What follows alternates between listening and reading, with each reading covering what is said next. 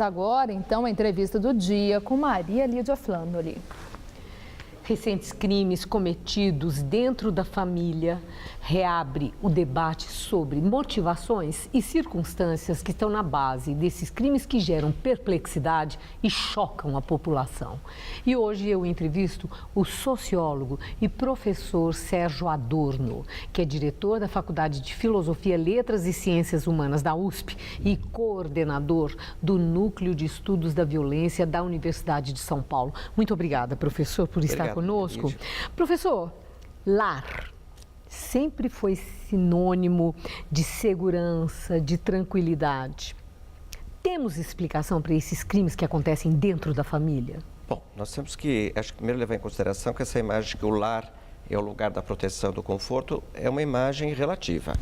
De fato, ele é isto, mas ele também é um espaço perigoso, muitas vezes, para as mulheres, para as crianças, né, que são vítimas da violência doméstica. Então, não se pode dizer que o lar é um lugar, vamos dizer, onde reina a paz. Quer dizer, lar docilar não dá para afirmar isso. O lar docilar acho que não dá para nós acreditarmos. Né? Agora, esses fatos que têm acontecido, eles são muito difíceis de serem estudados por várias razões.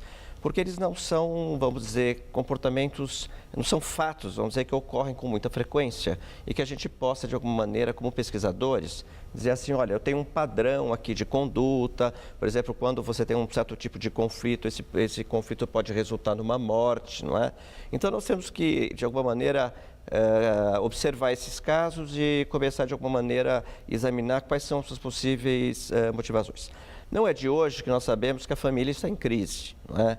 Quer dizer, crise do ponto de vista, por exemplo, justamente da família como proteção, crise do ponto de vista da autoridade, não é? Quer dizer, do reconhecimento da autoridade dos pais, não é? Da autoridade, não é? Do respeito, inclusive, de uns em relação aos outros. Quer dizer, hoje é muito comum conflitos nos quais os filhos agredem os pais agredem os filhos, não é isso? E estamos vivendo uma era de profunda mudança de valores, uma rapidez de costumes, muito de grande. Valores, e isso aparece como uma constante que se repete tendo na base violência? Sim, por exemplo, algo que eu posso dizer, quer dizer, eu estudando, vamos dizer, conflitos na história social e política brasileira, sempre houve conflitos domésticos, certo? Mas raramente não, eram menos frequentes que eles resultassem em mortes dentro da família. Por exemplo, que o companheiro vitimizasse a sua companheira, ou que os filhos vitimizassem os pais, ou os pais vitimizassem os filhos. Nós temos visto, muito mais recentemente, que o tecido social está ficando tão, vamos dizer, tão conflitivo, tão sensível, que hoje, com muita frequência, esses conflitos, que muitas vezes são conflitos do dia a dia, não é? Banais. Eu não diria banais, porque muitas vezes é banais do nosso ponto de vista, mas não é banais para as pessoas que vivem, não é? Eu tenho N exemplos que eles não são banais. Mas, por exemplo, conflitos relacionados a namoro, por exemplo, a filha está namorando alguém que os pais não gostam, conflitos em relação, por exemplo, a dinheiro, né, a consumo doméstico, vários tipos de conflitos. Hoje, muitas vezes, acabam convergindo muito rapidamente para um desfecho fatal. Né? Então, é isso que nós, sociólogos, estamos tentando investigar. Quer dizer, por que se rompeu esta fronteira, não é? De uma maneira tão rápida e de uma maneira tão agressiva. Professor, é intrigante um fato. Vamos pegar o exemplo recente de agosto para cá, em que vários vários crimes aconteceram, daquela família de PMs, a mãe que matou as filhas, o namorado que é o principal suspeito da morte da mulher e filhos, uma família inteira que apareceu morta. Existe uma conexão entre esses fatos, pela razão deles, assim, em tão pouco tempo, se repetirem com contornos semelhantes. Falam muito em efeito dominó, contágio, como acontece quando se noticia suicídio, a ponto da imprensa tomar muito cuidado ao noticiar suicídio, porque comprovadamente parece que pessoas que têm tendência para isso se inspiram e acabam se matando. Acontece isso também nesses crimes familiares? Olha, eu diria o seguinte, eu sou sociólogo, né, sou cientista, e minha postura tem que ser, inicialmente, duvidar daquilo que parece ser a explicação corrente. Né? É possível que haja uma conexão entre os fatos, que seja, na verdade, um efeito de encadeamento. Isso pode acontecer socialmente e há provas que isso aconteça. Mas a gente não pode transformar isso numa regra geral, né?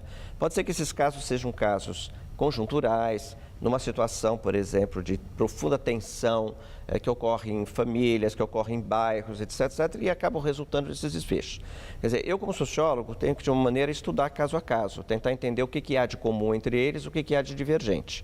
O que nós gostaríamos de tentar entender é que nós estamos numa era de profundas transformações de valores, profundas transformações nas nossas instituições. Isso significa o quê? Significa uma espécie de descompasso entre os valores que se acreditava no passado recente e os novos valores que estão em formação. Então, por exemplo, qual é o significado da lei? Por que a lei não consegue mais ser um interdito no comportamento das pessoas? Porque, de repente, por exemplo, quando acontecem esses desfechos, né, essas mortes na família, nesses casos que você, Maria Lídia, acabou de relatar, é sinal que para as pessoas não há mais interditos, tá certo? Quer dizer, não há mais limites. Quer dizer, eu posso ultrapassar esses limites porque é como se nada vai acontecer. Aí que está, professor, para encerrar, como o senhor destacou, né, não podemos mais falar que lar docilar é como aquela figura de um espaço de segurança e tranquilidade. Crimes são praticados, é verdade, desde sempre. Nós temos o exemplo de Caim e Abel, que é um fato bíblico, e eles se repetem. Se é um fenômeno que se repete, o que é que explica isso que o senhor acabou de dizer? Não haver um interdito, não tem, a lei não significa nada, a sociedade não consegue controlar esse fenômeno que se repete. Para encerrar, professor. Olha, eu não acho que é um fenômeno que a gente pode tratar isso como um fenômeno assim universal ao longo da história. Nós temos que fazer, tem um marco aqui para mim que é muito importante, que é a sociedade moderna. A sociedade moderna é aquela na qual o direito à vida se tornou um direito de todos, independentemente de raça, classe, sexo, idade, cor e assim por diante. Significa que todos têm direito a ter a sua vida protegida, não é? Então, quando esses casos acontecem, é que esse direito não está sendo garantido para todos. Quer dizer, está se considerando que alguns têm mais direito à vida do que outros. Então, o que nós vamos discutir é quais são as raízes disto, quais são as motivações que fazem com que eu possa dizer a minha vida tem que ser preservada, mas o meu semelhante pouco importa. Enquanto eu não tiver solidariedade com a vida do outro, nós não vamos poder mudar esse cenário que se encontra. Então, nós precisamos entender melhor a natureza dessa sociedade, que de alguma maneira chegou a um determinado ponto, ela está ficando moralmente insensível. Quer dizer, o sofrimento do outro, a vida do outro é como se não fosse, ou nada tivesse a ver comigo. É isso que nós precisamos discutir. Por que chegamos a isso? Desafio, hein, professor? Que grande desafio. É um desafio, é um grande desafio. Muito obrigada, uma boa noite. Boa noite.